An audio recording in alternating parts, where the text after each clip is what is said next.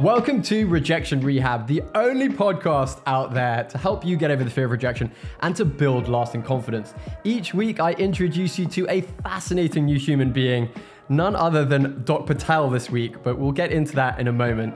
They have seen rejection, they've stared it in the face, they've overcome it, and they've built lasting confidence. This week, it gives me an enormous amount of pleasure to introduce you to Dr. Alok Patel. He is a board-certified pediatrician. He is faculty at Stanford Children's Hospital and UCSF. He's an on-camera correspondent. He's a journalist. He's produced for CNN. He's been a host and contributor for ABC and NBC News. He's also been on Netflix. He is a husband to a wonderful wife, a father to a gorgeous little daughter. He's also quite a good break dancer, but most importantly, he is a great friend of mine. Dr. Alok Patel, welcome to the show. Tom, I feel like I need to just hire or pay you to walk around with me in public and just recite that sonnet anytime I'm feeling like I need a hype man. I appreciate you. It's just the truth, and it's only a fraction of what you've done. So I'm excited to hear a little bit more on this podcast. And it's really, really exciting for me to have someone who is a man of science. Because I'm a doctor, but I'm kind of a fake doctor these days. I've quit clinical medicine and you are in the thick of it. So to have a man of science to break down the science behind rejection and building confidence, this is going to be a wild ride. I mean, you've done some cool stuff, all right? Listen, there's still an MD after your name. And, you recognize a different career path, which I respect. And listen, just to show everyone about how committed I am to being a guest here, I have this fabulous Rejection Rehab mug. Normally, this would be full of coffee, but in honor of you and your cultural origins, there's English black tea in it. You've gone above and beyond. You really have. And, and I'm glad you didn't reject me. I'm glad you accepted me there. This is part of the theme of the podcast. So I rejected the fact that you put milk in your tea. But I was going to bring that up. I was like, I could see that you didn't put milk in there, but it's all right. You've gone halfway, which is more than I can ask for. Your people colonized my people once upon a time, so I'm only halfway there, all right? Yeah, you've got a lot of things you can do before I'm allowed to get angry with you. So listen, let's dive right in. You're in a very unique position, Alok. You are a pediatrician, so you deal with kids between age 0 and maybe 21, and you can see the brain kind of developing in those 21 years. And when kids are born, they're not born with confidence. We're not born with confidence. We're also not born with a fear of rejection. But somewhere probably around adolescence, you kind of get a bit of self-awareness, and then you kind of start fearing things like rejection, and maybe your confidence is kind of hit a little bit. What's going on in the brain, specifically in the brain? Why does this kind of happen? Little kids, they have absolutely no fear of rejection, but then it kind of hits you at adolescence.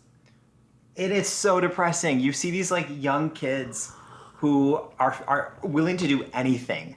They'll dance in public and they have no fear, as you mentioned. They'll color literally the worst artwork in the world, but be so proud of it, which is phenomenal. I love that trait. And there's so many times, either acting as a journalist, as a father to a 4-year-old, or as a pediatrician, and I see this joy in children. I'm like, damn, how do we all just go back to becoming toddlers? How do we adopt that mentality? And right. I'm sure the neuroscience is pretty deep. We're just gonna kind of graze the surface because we don't need to go into the PhD research here, but there's many parts of the brain that over time, especially in adolescence, are still developing, and they're halfway developed, but not fully that they get to in your mid to late 20s. For example, there's a part of our brain, the prefrontal cortex. If you don't know what that is, Google image it, because the brain is pretty rad. But that part of our brain, think of executive functioning and logic and rational thinking. It's not fully developed in adolescence, so it's not just related to rejection and how you handle input, but also it's your risk-taking behavior and what you're willing to do. You have other parts of the brain, the amygdala, for example, which controls emotions. And if anyone out there has interacted with a young child, or maybe you yourself are in your teen years, and something happens and all of a sudden you're like, why did I have such a heightened reaction to that? The magnetiles broke, why is this child crying? It's not a big deal. You can thank the amygdala, or you can get angry at the amygdala because your reactions are kind of exaggerated. And then what's really fascinating is all these parts of the brain actually interact with one another to not only help children and teens interact with the outside world, but teens are also finding their sense of self. And this is literally backed in neuroscience. They are also finding out how they feel about what their peers say about them. and kind of taking in this input from their peers around them. And teens tend to be a little bit more sensitive to that, which is why when we make this comment about mean girls in high school, it hits teens harder than it would hit an adult. It's hard to talk to a teen and say, don't worry about it, bullies are bullies. Like, get over it tomorrow. Like, it hits differently because of the fact that these parts of your brain are interacting. And, there's even research about parts of the brain related to the reward system, the anterior cingulate cortex. Oh my God, ACC. Just make ACC. Let's make it easier for people. And, teens are more prone to this risk-taking behavior. They're more prone to doing things that may not be the best decision. And sometimes people wonder, like, well, why is that? And think about it. Teens are acting to win over their peers. They're acting to kind of win over this audience mentality of acceptance while they're trying to find out their identity. And the last thing I'll say is some of this is rooted in evolution. We are a social species. We thrived once upon a time because of our ability to work in a group and get that acceptance. And guess what? Teens are figuring out how to do this like our ancestors were, but now with more external pressures, with social media and so many things they have to navigate at the same damn time. Yeah, that's a really comprehensive answer. Different parts of the brain, involved as you're growing up. But I kind of want to hone in before we get onto ways that you can kind of almost reverse those neural pathways that have kind of been built to give you that fear of rejection and reduce your confidence, because the brain is malleable. It's kind of almost like a muscle. If you use it in certain ways, it can get strengthened in certain ways. You can strengthen neural pathways, and you can weaken them and so on. But before we get onto that and ways you can counterbalance fear of rejection, let's talk about that, what you said at the end. Let's talk about social media, because there are sort of astounding stats right now, and I brought this up in my last podcast with Anne Mallam, the founder of SolidCore.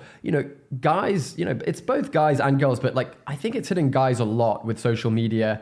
And there's that stat that 45% of guys between 18 and 25 have never asked a woman out in person, and I find there has to be there are components to that. Okay, maybe more people are asking people out on dating apps, yeah. But there also has to be a component of that I think that the generation, like Gen Z, the generation kind of below us, has a bit of a confidence crisis at the moment and has a lot of fear of rejection. And I'd love for you to have a chat about, you see kids all the time, every day. That's your job. You see kids, and I'd love to hear from you what social media is doing to kids when it comes to confidence and the fear of rejection. Oh man, this is such a deep question. You're just going all in right now. I would like to counter one thing. When we look at kids, you mentioned the stat about kids not asking out, or young men not asking out women. I also want to ask what percentage of young men still use paper maps, for example, right? So in some ways, I don't know how much of it is related to a change in confidence versus to how kids have adapted or maladapted to modern technology. So it's the fact that you can online date, or that you can, quote, slide into someone's DMs. See, I'm so cool. Perhaps that is something that they haven't even had to practice a skill about going out and talking to someone in person. So then they haven't had the chance to learn that confidence. It's really interesting. And, we've seen multiple studies over the past 5 years, especially during the pandemic, that have shown kind of these potentially terrible effects of social media on the adolescent developing brain. So things that it can, obviously, we know that social media can affect kids' self-confidence, how they portray themselves. It may increase the risk of eating disorders, of body dysmorphia. It can absolutely affect sleep. First of all, kids are scrolling on TikTok when they should be sleeping, but also just having all that stimulation before bed is also terrible. And then we don't need to get into deleterious effects of not sleeping properly.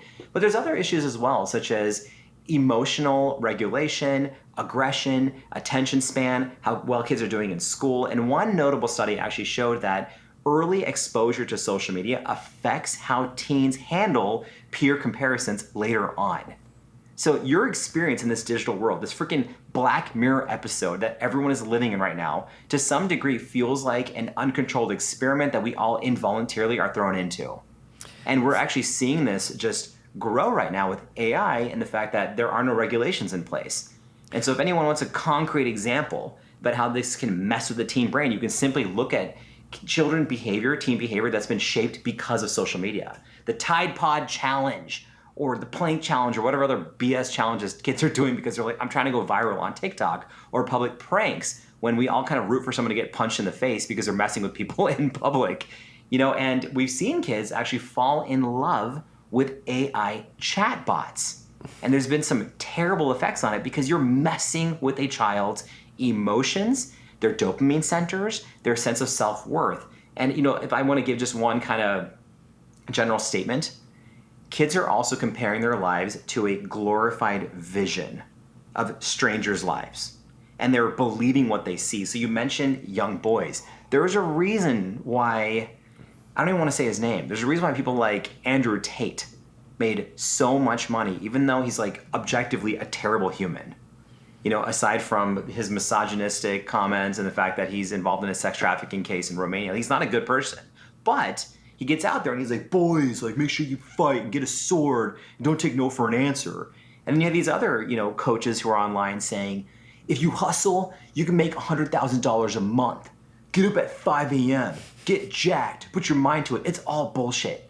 It's all done just for likes, but impressionable minds see this. So it's kind of not only up to companies and the government to like forge policies to protect teens, it's up to parents to really look at what teens are consuming. It's also up to us to talk to adolescents and teens to realize like, hey, not everything you saw on social media is true, and it is absolutely affecting your brain during development. Yeah, I mean, this is the problem, Alok, is that you cannot police all of this as a parent. Like if your kid has a phone, you can't police it all. And so I think what I would want to know if I were listening to this and I was consuming a lot of social media and I was growing up as a kid, like, what do you say to them? Like, what do you say? Like, because it's so addictive, right? It's so addictive. Like everything is just super addictive. I find myself that if I'm on my phone for a longer amount of time, I'm not as happy. And I can't work out whether, okay, if I'm not as happy, I go to my phone and I check it, or I check my phone and then it makes me less happy. Yeah. I can't work out which way around it is. Maybe it's both, maybe it's this cycle. But what do you say? I mean, you have a kid and we'll get on to, being a parent in a moment. But what do you say to those kids? Because it's a drug like any other drug, basically. It's just like you're consuming it. And, whilst it's not like a pill that you're taking, it's not so obvious how you take it.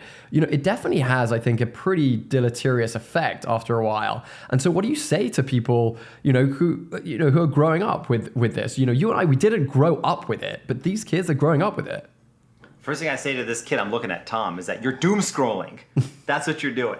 You're doom scrolling. And, I'm glad you asked that because some kids are so young that they may not comprehend kind of what is actually happening on social media, which is why like myself, many public health officials, people at the American Academy of Pediatrics actually stand by these restrictions, these age-based restrictions, and keeping phones out of schools, keeping them out of the hands of younger children. And when kids are actually using social media, they're online, we use this term at the AAP, we want to create good digital citizens. Okay. So we want kids to be able to pay attention to what's happening online. And perhaps parents can be involved in that process as well to say, like, who are you following? What DMs are you looking at? But kids should be aware of the risks out there. They should be aware of the fact that there's sextortion scams that happen every single day. There's fake accounts. There's AI chatbots. And the more we teach kids to understand that not everything they see is real, my hope is that, kids are pretty savvy. Like, kids are smart. I don't want to take credit away from them, but that they'll start to look at this stuff and be like, okay, this is an entertainment tool, and I got to learn what is BS and what's true. And by the way, I will say this is not just on kids. If you're riding on public transportation, for example, or at an airport, look around. Look how many kids are screwing around, running, playing games, reading books, and how many adults are sitting on their phones. Yeah. Like, so adults, we got to look inward too and model a little bit of good behavior. Oh, for sure. I mean, I have twin 16-year-old cousins, and their like footprint in social media is way less than mine, and I'm so proud of them for it. I think our generation is like just as bad, if not worse. And I really like it when I see younger kids just like rejecting social media and just being out there in the real world. That's great. And there is a movement of that. And I also remind, I've talked to patients about this, teen patients who sometimes feel shitty about their own lives. And, we've had this very open conversation, and sometimes they'll bring up influencers. And they'll bring up people on YouTube, on TikTok, on Instagram who are making tons of money and live these seemingly glamorous lives. And I try to always remind them, I'm like, number one, you are seeing an extremely small sliver, not only of someone's life, but of all the people on social media, because people aren't really posting their bad days as much as they probably should. But also, comparison is the thief of joy. I know a lot of people say that. And it's not realistic to look at that and say, like, this is my net of comparison. Yeah. Is social media. Like, and remind kids of how much happier they are when you put that phone down and go play outside. Yeah, and me too. I to remind myself of that. We do it all the time. We do it all the time. So look, we've talked about bits of the brain, parts of the brain that develop as a kid, and like I said, it's great that the brain is malleable, right? These neural pathways, you can change them. And I do want to get into that a little bit because this podcast is all about getting over the fear of rejection and building lasting confidence. And there are actually ways you can retrain your brain to get over the fear of rejection and to build lasting confidence. And, I'd love to hear from you. I mean, you're one of the most confident people that I know. And you're so kind. It's true though. And you happen to be very, very good at a lot of things, but you learned to be good at these things and you can get out there and break dance. And it seems to me like you have no fear and you have a huge amount of confidence and you don't fear rejection. But let's talk about how you've kind of changed your neural pathways to actually develop this confidence and get over a fear of rejection. Dang. So you want me to tell my own personal journey while also sprinkling some neuroscience? Weave it in. I feel like someone who's been a producer for CNN could do that easily. Bring the noise. Okay, we can do this. So, one really important tool when we think about, you're mentioning kind of recognizing what rejection really is first of all, we should separate rejection from failure. I think they're two completely different terms. Rejection can come in the form of you wanted to achieve a goal and you didn't meet that goal. Or maybe it's social rejection you're feeling, or it's some form of social isolation you're feeling, versus failure, which I find that to be more of a self-identified term. You don't ever have to accept failure. And I think that's something that I was taught at a really young age.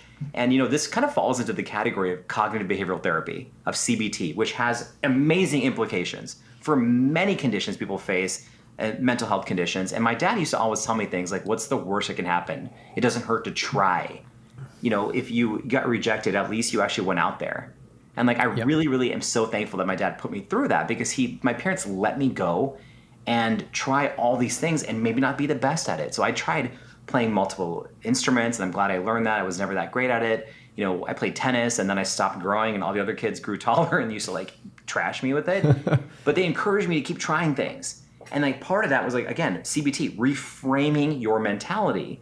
It's not the fact that you are failing or rejecting, you're trying things out and your parents praise you for it. Your peers are happy that you went out there. You mentioned breakdancing. My love of breakdancing actually came from martial arts. I used to watch a lot of martial arts, and my parents, again, they're like, we should put you in martial arts. And thank God I was great at it at a young age, and I excelled at it. And part of that was the fact that I found something I loved, I found something I was into, but my parents were so proud of it. And now this also goes back to another thing that can really help kind of reshape the brain, if you will. I know some neuroscience is it's not reshaping, it's pruning, it's synaptogenesis that work with me here. But it's also this self-compassionate behavior. Great for your brain. Mindfulness, by the way. Mindfulness, it's not just a wellness buzz term, actually does have a huge neuroscience benefit with your parasympathetic nervous system, your chill side of your brain. When you're doing something that you either love as a child or that your parents are encouraging you to, for my example was martial arts, you're in a different zone. And all of a sudden your brain is able to focus on something, and you're doing it for the right reason. You mentioned breakdancing. It's funny. As a kid, oh my God, the social rejection was everywhere. 1993, the movie Aladdin came out. The jokes about me. Anyone brown on TV, I was made fun of, and there were times when kids were like, "This kid can't play with us. He's like the brown kid." Wow. And fortunately, I come from very gritty immigrant parents, and who always taught me not only to love the way you look, but own it. Don't shy away from it. Own it. Be yeah, I am the brown kid. And then all of a sudden, you not only disarm bullies, you now have crafted this identity. You're this is me, and I'm so proud of it. And then go out there and take a risk. the reason I love talking about breakdancing, aside from the fact that it's a dope party trick, age 40, and I will still take a dance circle down, is as a kid, we want, and I got to experience this, and it's amazing for your brain and kind of reshaping your sense of rejection, is that effort is everything. And going out there and just trying. If there is your proverbial breakdance circle, whatever that may be, perhaps it's a job you want to apply for, it's a girl you want to ask out, it's a new workout you want to try, it's a race you want to run, call it your breakdance circle. Just going out there and trying and giving it your all, the crowd will be hyped. Simply put, the crowd will appreciate the effort and be like, you know what, that dude's got balls. I love that. And I think my equivalent of your breakdancing is karaoke. And I was just thinking of, it's kind of hard like to get up there and do karaoke like straight off the bat. And I was thinking about a lot of the people that I go to karaoke with, no, I can't sing. I was like, literally no one cares. No one can. Like everyone just wants everyone to have a good time. People are way more concerned about what other people think about them to be too worried about you. And I also think that the way you can kind of get into things that you might not be comfortable doing and get over that fear of rejection and build lasting confidence is do it like in little incremental steps. So for example, I want to hear what, I'll hear what, you have to say about breakdancing, because to get there is like, I think it's quite hard breakdancing, but at least with karaoke, I feel like everyone can give it a crack. But like, start singing in the shower if you want to do karaoke. If this is your thing, it could be a sport, it could be whatever. Start singing in the shower, you're by yourself, that's not embarrassing, right? And then, you could be walking down the street, you just whistle to yourself, same song, whatever. And, walking down the street, then you actually, sing the song quietly. I go on my bike every time I go to play beach volleyball. I put my music on and I sing loudly. I've got to that point where I just don't care, and I'll sing along to some of the karaoke songs that I like. But if you kind of incrementally do it, you get to that point where you're whistling, then you're singing in the streets, and then you're like, okay, I'm ready to do karaoke. And then you do karaoke, and then you realize it's actually not that bad. And so you've got yourself from singing in the shower by yourself to singing in front of a huge, a group of people. And you can do that in most aspects of life, whether it's asking someone out, whether it's, applying for a job, whether it's breakdancing or any kind of dancing, whether it's singing, there's so many ways you can apply this kind of incremental, way of doing things that it's not super scary at the beginning, but each little step is a little bit scarier. It's like exposure therapy until you get to like the main stage, and that's the scariest, but you've built up that resilience, and then you get up there, and before you know it, you're doing the thing that you feared the most. And it's just an amazing stepwise way of getting there. I'm so glad you mentioned that, Tom, because I wanted to, if there was a moment where people should like write something down, I feel like sensitization and exposure therapy, when we talk about actually getting the brain ready to face a challenge, and like rejection at that point doesn't even matter. Yeah. It's like practice, right? If you put in the work, you're going to get a great result. And it doesn't actually matter if you come in first or last. Like if you actually were trained and went after it, like you're still going to be proud. You're still going to have endorphins and dopamine. So yeah, like I will crush songs in the shower. Like I will sing everything from like the Kinks to like Sublime to Salt and Peppa in the shower. And so then all of a sudden I feel like a rock star in karaoke, and I kind of don't care how I sound. Yeah, and you've done the practice. So yeah, it doesn't matter. So it's like any kids can try that. And like there's different versions of exposure therapy, by the way. Like if you're afraid of talking to people, for example, like you could just go to a stranger and say like, what up, nice shoes. You could ask a friend to hang out. You could ask a girl out to go like to lunch or something like that. You can ask a question at a lecture. You could give a very small, like 5-minute public speech. You can go on Instagram Live. There's small ways to do this that are really low risk. Yeah. And like you said, that it's that if you've done the work and if you prepared, like, public speaking is a classic example. Fear of public speaking is like up there with the fear of death. That's how much people hate public speaking. And one of the big things about getting over the fear of public speaking is, again, the fear of rejection, because you're afraid of what people are thinking about you. They're afraid that they're going to reject you when you're up there. And one of the biggest things is being well prepared. If you've done that speech over and over again, and you could say it off by heart, you are going to feel so much more confident going up there. You're going to feel so much you're going to feel like the likelihood of rejection is so much less. The likelihood of rejection is so slim when you publicly speak, unless you're in some kind of hostile political environment, which most people aren't. You know, it's one of those things that if you go in prepared, you will feel hugely confident, and you will definitely not feel like there's this huge fear of rejection. Totally. Yeah, go ahead. No, sorry, I didn't mean to cut you off. No, go ahead. I was going to say, just like taking the step and trying it, and at that point it doesn't matter. Yeah. You know, it's like my daughter had a ballet recital when she was 2 years old. I know people now are like, she's 2. What does this mean? And so it was a massive auditorium, and I was watching kids not go on stage. Like, they were crying, they wouldn't even go. And it's funny because even though she was 2 years old, I literally told her, I said, you just have to walk up the stairs and stand, and all the people will see you. And then if you start crying, it doesn't matter. Like, just get up the stairs. And it's funny, not only did she get up the stairs, she just started spinning in circles. Everyone was cheering.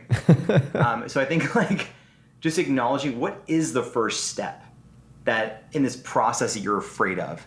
You know, what is that first little step, and just start there. It reminds me of the movie Creed, by the way. It's like one punch, one step at a time, and that's all you have to focus on. And since you're asking Tom about martial arts movies, which you weren't asking about, but now you are. So a lot of people hate on I'm definitely karate. asking about them now. People hate on Karate Kid 3, all right? Like, I know Karate Kid 1 gets a lot of fanfare, but Karate Kid 3, don't sleep on it. So that, you know, Daniel LaRusso, the Karate Kid, is fighting Michael Barnes, the quote, bad boy of karate. Any kids out there who are watching Cobra Kai know exactly what I'm talking about. And the very, very last match between Michael Barnes and Daniel LaRusso, and I always remember this quote, even though I saw it when I was like 6 years old. Daniel LaRusso's like on the ground, and he's like panicking, and Mr. Miyagi comes up to him, and he's like, what's wrong? And he's like, I'm scared, I can't do it. And Mr. Miyagi goes like, win or lose, no matter, just don't lose to fear. Nice. And it literally sat with me. He's like, like in that moment, it's like winning or losing does not matter, just do not lose to fear. I love that. What a quote. I love it, right? That's gonna go down on in my quote book. Karate Kid 3. Like, who would have known? Who would have thought? I'm glad you've got the obscure, martial arts references. Not anymore. Now it's mainstream. Okay. I have a question just going back, because you talked about, Aladdin coming out and people picking on you because of the color of your skin.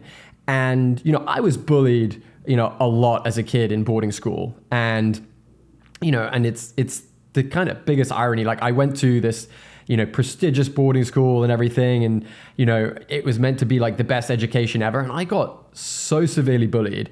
And it sounds like you were picked on as well. And I would love to hear from you. How did you get over, that? Because that is like an ultimate form of rejection. When people bully you, it's like they're basically saying that you're not good enough. You're not good enough to be my friend. You're not good enough to really be anything. And I'd love to hear, because you've obviously got over that because you've ended up being hugely successful. But you didn't exactly have it easy when you were a kid growing up. I didn't know you were bullied. Oh yeah, I mean, what? Like, I was like, were you? I wish I knew like what the exact reason was, but I think I went into boarding school with quite a bit of confidence, and I was also quite small. So when people see that, they kind of want to just automatically bring you down a peg or two, and that they did, and my boarding school, it was like Lord of the Flies. I don't know if you've seen the movie or read the book, but those of you who may have not seen the movie or read the book, it's about a group of school kids who crash land on a desert island, and the pilot dies and the teacher dies, and these school kids have to basically rule the island themselves. And it turns into this very tribal, hierarchical society, whereby there's a lot of bullying, to the point that actually, one boy ends up killing another boy. This really big bully. And it didn't get to the point where anyone was killed at my boarding school, but there was some pretty severe and messed up psychological bullying. And I'll just give you an example for me. Wow. The year before I graduated, so I would have probably been like 16 or 17 at this point, and I had finally got my own bedroom. This was boarding school. as opposed to having a 18-person dormitory where our beds were stacked next door to each other, and they were donated by the Royal Air Force. You can imagine they're really, really comfortable. Not. And we had one set of drawers. Like now, finally, I had my own room, so I thought I was kind of by myself, and I could get away from the people who were bullying. One vacation, I came back from home, and from the ceiling of my bedroom, someone had hung a usable noose, like go hang yourself type noose. And like the psychological, torture was just like through the roof there. And, you're I'm a 16, 17-year-old kid. And like that sends a message like, go kill yourself. You're not worth anything. Yeah. And, obviously I don't think I had really the tools to handle it at the time. And, looking back on it, I actually wish that I stood up for myself a bit more, because what I tried to do was I tried to not react to it, because I didn't want to give the bullies what, they wanted, which was a reaction. And, I'll talk about the whole bullying stuff probably in another episode, but, I'm fine now, but it took quite a bit of like coming to terms with in my late 20s, early 30s. And I just want to hear from you how you dealt with it. Thank you for sharing that. Sure. If we were to impart to people who are older, right? It's like, I don't want to pretend like young people are the ones who are afraid of rejection. We've talked about CBT. We talked about, acknowledging what your fear is and taking that one step forward. But it's also important to kind of take a look backwards and look to see like what in childhood affected you, and has it somehow influenced you today? Or is there intergenerational trauma? Is there childhood experiences that somehow have turned you into something? And, whether that is you figuring out yourself or talking to a health professional, I'm all about everyone seeing a therapist. But, and I'm sure, Tom, you like went through that process being like, how did this affect you? And, with me, as I always joke around and say the reason that I'm this like little Indian Napoleonic firecracker with grit who's like scrappy and will do anything is because that was my defense mechanism growing up. It's like when you're in this entire world where everyone is either bigger or quote unquote cooler, and you're the brown kid, and you happen to love math. Like you're just this nerd. I had a target on me. So it's like, okay, what can I do that all of a sudden I'm cool? And some people might relate to this, but it's like the bad kids were the popular ones. And so it's like if you were to act up in class, if you were to light a dumpster on fire after school, true story, all of a sudden people are like, that kid's cool. He's badass. Until you realize that those are really damaging mechanisms. But it spoke to the fact that I was constantly searching. I was like, who are my people? How do I find someone? And fortunately, when I found my group of nerds rule the world. When I found my group of nerds, it started to matter less. And I think it's important for people, like you find your people, the people you identify with, where you can be your whole self with. We were bashing on social media earlier, but one extremely valuable asset of social media is for people to find community, especially if they're in an isolated place or if they're in a underserved group or if they're in a stereotyped or discriminated group. Like you could find your community on social media, and that's important because you're like, you know what, I don't actually care what the outside world says because I got like my people. And so that's actually what propelled me to doing things that created a lot of social capital. So I got my confidence from my crew when I could actually be my true self. And then all of a sudden I took a risk and I ran for class president when I was in 10th grade, and I won. And then all of a sudden I was like a student council kid. And then I started doing speech and debate and getting on stage and giving speeches and doing, bits of drama and debating and humor. And I was getting positive feedback from that. Then came martial arts. And all of a sudden I was like, I don't care anymore.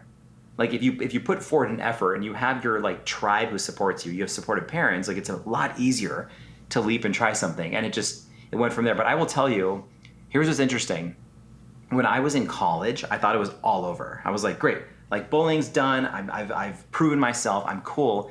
But the bullying did not stop, because all of a sudden you will find a new group of people who want to put you down.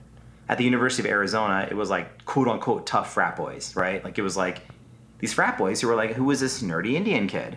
And I like still experienced some form of bullying, but I was so thankful that by that point I had gone through so much that I built this resilience to it, so it didn't bother me. I still had my own terrible mechanisms of dealing with it. Like I do remember one altercation, and in my mind I was like, I could serve this guy physically because of my martial arts training, but we're not going to do that. And instead he was like yelling at me and swearing at me. And I was like, you're probably going to work for me in 10 years. That is not a nice thing to do. But in the moment, I was like, that's not a positive reaction. Like, it's a lot better to be able to say like, okay, cool, and walk away. Yeah. No, I agree. But I hear this story all the time where the kids that get bullied end up being the most successful. And yeah, those people who bully you probably wouldn't even be good enough to work for you, to be honest. You know, and I'm hoping they all learn too. It's like, childhood is rough on so many people, and I pediatrician hat on now. Yeah.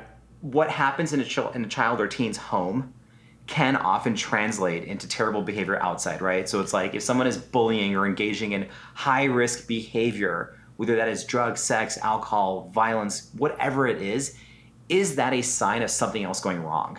And so I would never, ever, as a human parent, pediatrician, friend, push somebody away because they're acting up. It's kind of like, do you need someone? Like, do you need someone to talk to? Do you need a trusted individual? Maybe you don't trust your parents. Maybe you don't trust your teachers. Like, that may be the case. Like, can you go and talk to someone who is a coach, a counselor, somebody else's parent, someone at church? Doesn't actually matter. Can you find another mentor where you can just be honest with? I love that. And there's two things that I take away from this, Alok, is one is like building your tribe. I really liked what you said about that. You find your people, and then the people that are bullying you and rejecting you, like, who cares? They're not your tribe anyway. They're not your audience. They don't matter. So you find your people, right?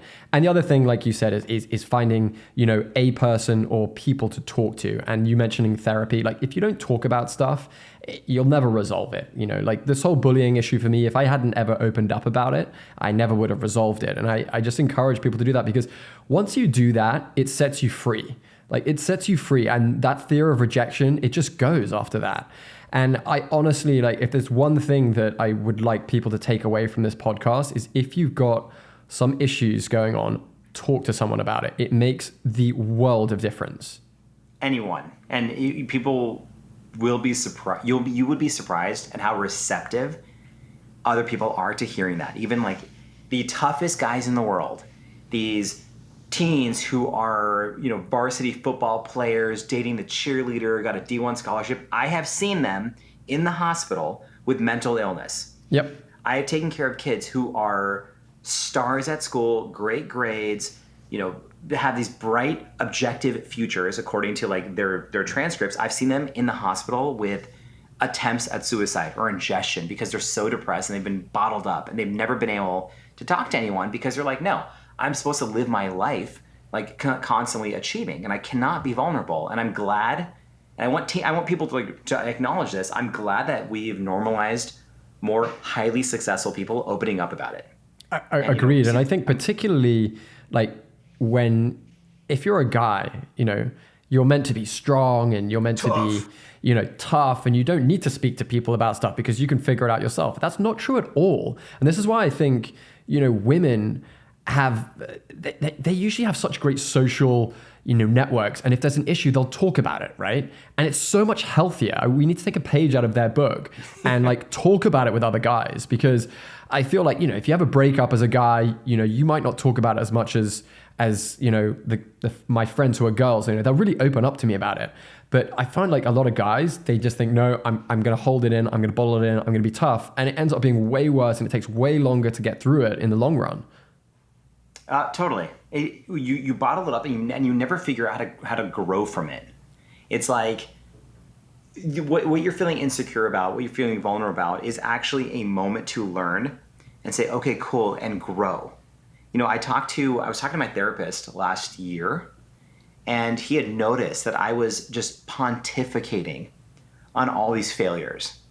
And he's like, listen, it's important to actually pay attention to your failures, but why on earth do you not celebrate any of your victories?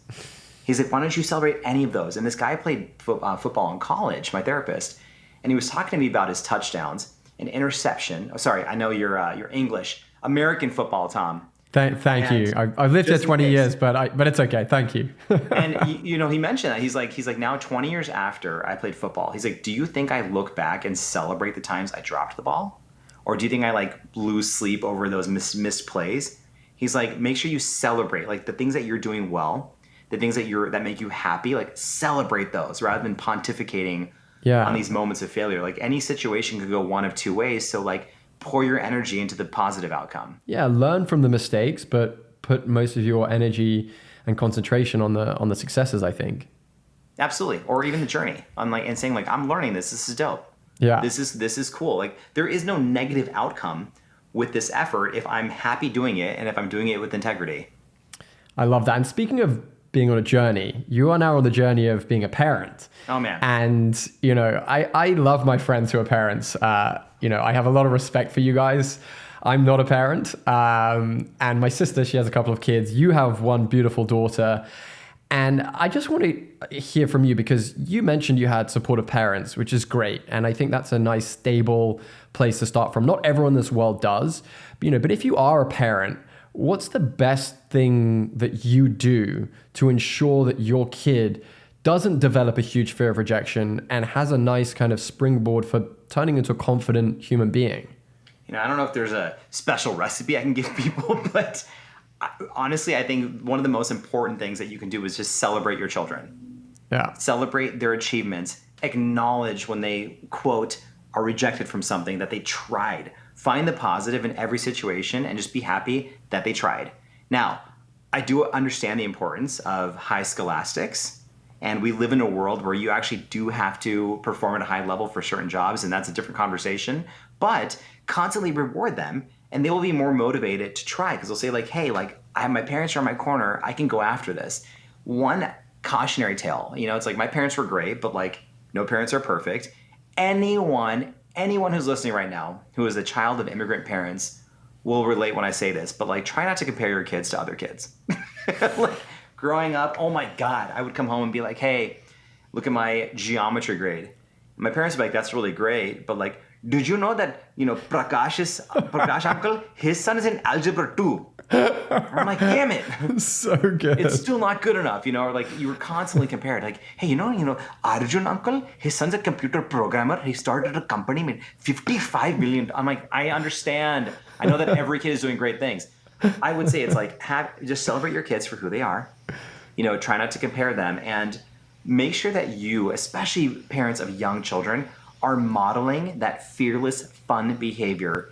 And I will give you like a fun example. Like we were at a restaurant in Southern California, in Laguna Beach, and there was a musician playing and a little bit of a dance floor, which may not have actually been a dance floor. It may have just been a part of the restaurant where like no one was sitting. And like my daughter like kind of wanted to dance. And I was like, screw it. And I went up and started dancing literally in front of the entire restaurant. And she came up and danced next to me. And like, it's like one of those concepts where it's like, dance as if no one is watching. Like that, there's so much depth to that phrase because no one was bothered. Everyone was actually thought it was adorable. People were laughing, and she just like lived fearlessly. So I want her to realize like, if you're out there like throwing out good vibes, living your best life, people will be receptive to that. This is why I think just American parents and America are just more successful is because you guys give your kids so much confidence by being like, yeah, that's awesome. Like what you did. Oh my God, you just like wiped out on the floor. That's awesome. You just like vomited your food up. Oh, that's amazing. Like in England, it's like, you take your first steps for the first time. You're like, yeah, great. That wasn't like the best first step I've ever seen. It's like constantly putting your kids and family and friends down. We're constantly like ripping each other apart. And I do think, look, it does lead to some quite good stand-up comedy. But I do think that one of the reasons is why America is so successful and so confident is because you guys are great parents that give your kids a lot of confidence. And I applaud that. And I think the Brits could really learn from that. I would say there has to be a balance because we do want to make sure that kids have grit.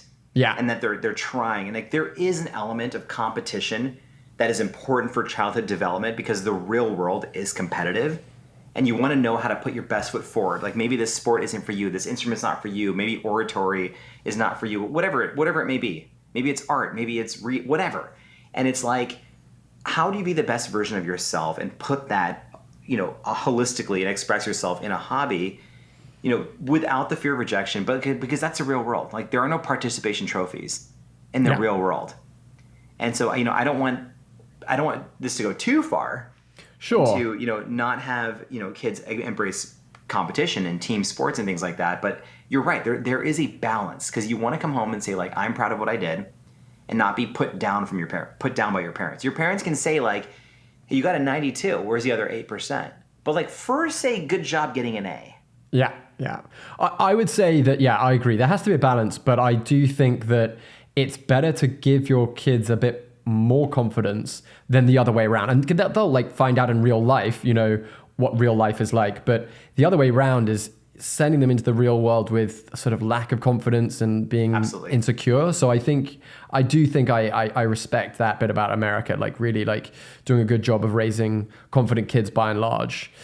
So we're running out of loving yourself. Yeah. I was going to say like, that's another thing. Like, social media will not always teach kids to be confident, especially when you see a very specific portrayal of someone. You're like, oh, I must be ripped and on some ambiguous luxury boat in Dubai to be successful, or I must be this skinny, fitness looking child. No, but we have to actually do a better job in making sure that people love their own skin and they're confident with what they have, and like they take that and then they go put their best foot forward. For sure. And it's not the end product that makes you happy and confident and successful and fear rejection less. It's not the six pack that makes it's the process that I think makes you confident, right? The process of like, if you're trying to get in shape, going to the gym, being consistent, the process of studying for something and passing that exam. It's not the actual like passing of the exam. Yeah, that gives you like the kind of stamp at the end, the check mark at the end of it, but it's the process that makes you confident. So you look at all of the end results on Instagram, that like, just if someone said tomorrow, okay, great, here, I'm going to give you $1 billion, or I'm just going to give you a six pack, and you had neither and then you got it, you wouldn't feel great about it because you didn't earn that six pack. You didn't earn, that $1 billion. So I honestly think it's the process that gives you that confidence. Oh, for sure. I'm not going to name any names, but I do know a social media influencer with millions of followers, millions of dollars, who is deep down not happy. Yeah. And does not have the ability to go out and openly talk about it because there's a persona that's been created. Yeah, and that's a real shame, and we're gonna have to talk more deeply about the next time we have you on, because I know you're very busy, and we've got to come to a few conclusions here. But a couple of questions that I ask every guest on this show is, I would love for you to tell us what your favorite movie is and what your favorite book is. Oh man, and why? Okay. And why? So I have a lot. That's a problem.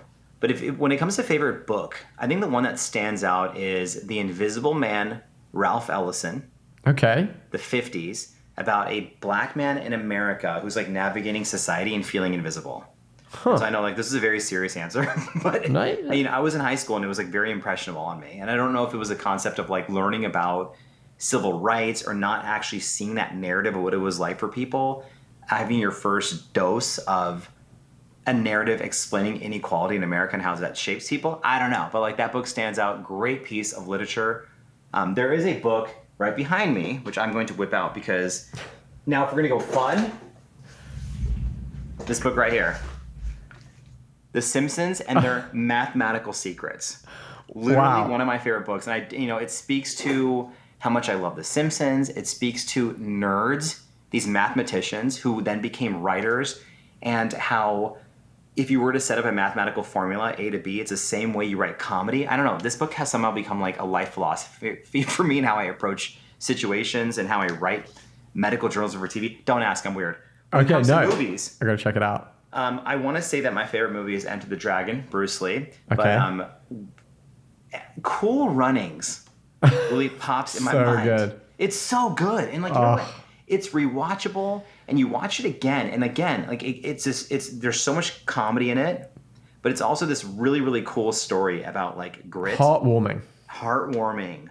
And getting over the fear of rejection. It's on point for this podcast. On point for everything. You think about it, like they didn't care. Like there's a scene when like John Kenny busts in their room and he's like, it doesn't matter if they came in first or 50th, they've earned the right to represent their country. And I freaking love that movie.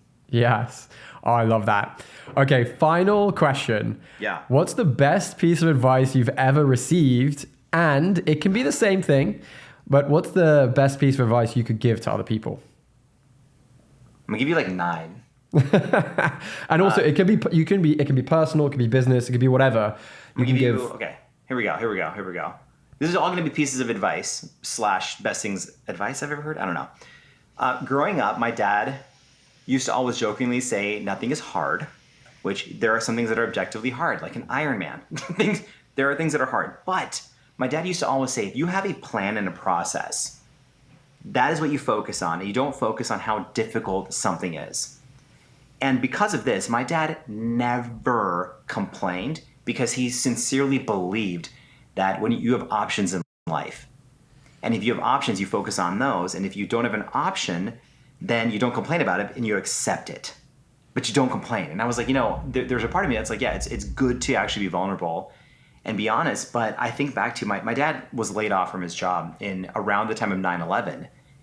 And we were not in a great financial situation, and he did not once complain. And I remember being in a panic when I was in like a junior in high school. And he was like, well, here's what the plan is. And he kind of went all in and bought a gas station, and then went from there. And like, my parents are doing great now. And it was like, I just always think back to the fact that he did not complain. He just went for it. So Had a plan. He had a plan. And if you don't have a plan, that means you can't control it, and that's life. Yeah. Then here's a piece of advice that just recently. There is a very successful individual I know in San Francisco, and he's older and has worked with so many people, billionaires, millionaires, famous people, and has seen how it doesn't matter what you have to take care of your mental health. And he told me this piece of advice. He said, if you place all your personal value into one thing, you will never have enough of it. And he's like, if you place all your value into fame, you'll never be famous enough. Into money, you'll never be rich enough. Into power, you'll never be powerful enough. And he's like, always remember that. And it really shaped me, because I started to then think about if there's times when I feel rejection, or I, quote, feel like a failure, or I feel down, I think about it. I'm like, why? What's the core reason? And does it actually matter? And Tom, remember how you asked me for my favorite quotes and how to go with this? Well, I will never speak to anyone unless, anytime I speak to someone, Bruce Lee is going to be involved. Just saying. So there's 2 Bruce Lee quotes that sit with me. One of them is, do not pray for an easy life. Pray for the strength to endure a difficult one. Oh. Speaks to resilience. Last but not least, Bruce Lee, don't fear failure. Not failure, but low aim is the crime. In great attempts, it is glorious, even to fail. Oh. I know. And so you were wondering why I was wearing a Bruce Lee shirt, and that is the reason why. And cut. I feel perfect way to conclude this podcast. You are an absolute legend. It's been such a pleasure having you on the show. Honestly, I cannot thank you enough. Everyone, ladies and gentlemen, Dr. Alok Patel. I appreciate you all, and make sure you all comment, share, and subscribe so that Tom invites me back. You're invited back. Thank you so much, Alok. I really appreciate it. Pleasure's all mine, homie. Everyone, go take a leap, take a jump, take a risk, ask out the prom queen, do it all. The journey is what matters. There is no such thing as failure unless you identify it, which you're not going to, because you're all leveled up and badass now. Listen to Dr. Alok. He knows what he's talking about. See ya.